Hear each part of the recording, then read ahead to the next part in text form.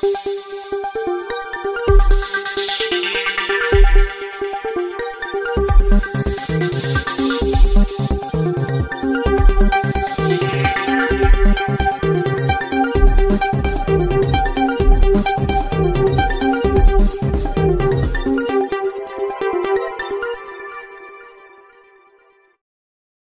జిల్లా సింహాచలం శ్రీ వరహాలక్ష్మి నరసింహస్వామి వారి దేవస్థానంలో ఈ నెల 9వ తేదీన జరిగే గిరి ప్రదక్షిణ విజయవంతం చేయాలని ఈవో త్రినాథరావు పిలుపునిచ్చారు.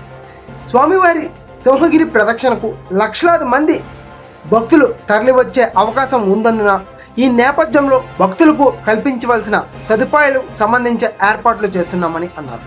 భక్తులు కాలినడకన సింహగిరి ప్రదక్షిణ 33 కిలోమీటర్ల తిరుగునందున 33 కిలోమీటర్ల మేర కిలోమీటర్కు ఒక మెడికల్ క్యాంపు డిహెచ్ఎంఓ వారి ఆధ్వర్యంలో ఏర్పాటు చేస్తున్నట్లు తెలియజేశారు.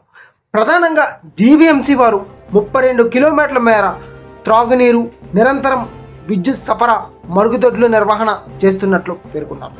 గిరి ప్రదక్షిణలో పాల్గొనే భక్తులు సౌకర్యార్థం GVMC help line toll free నంబర్లను ఏర్పాటు చేయడమని జీవీఎంసీ కమిషనర్ కేతన్ గఢ్ తెలియజేశారు.